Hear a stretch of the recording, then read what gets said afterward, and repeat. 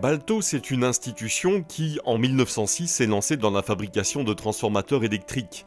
Balto figure aujourd'hui dans le top 3 des entreprises leaders mondiales dans son secteur, à savoir la production de générateurs à rayons X.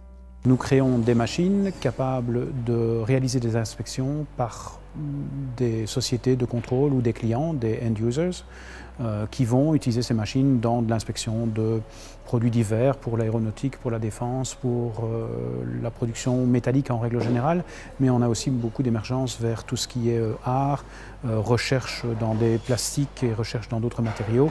Ça évidemment sont les applications de nos clients. Avant d'aller plus loin, une explication technique s'impose.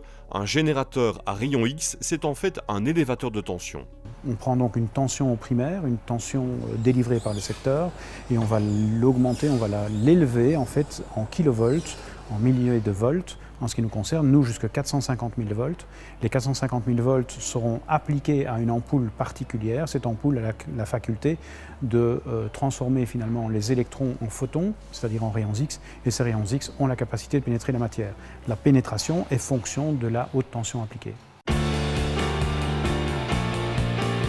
Les clients finaux de Balto sont les industriels qui ont internalisé le contrôle et les sociétés et prestataires qui utilisent du matériel destiné à effectuer des mesures de contrôle pour le compte de tiers. Nous sommes les seuls au monde aujourd'hui à proposer toute la variété des générateurs. On a des générateurs embarqués sur des chariots mobiles qui vont à l'intérieur des pipelines.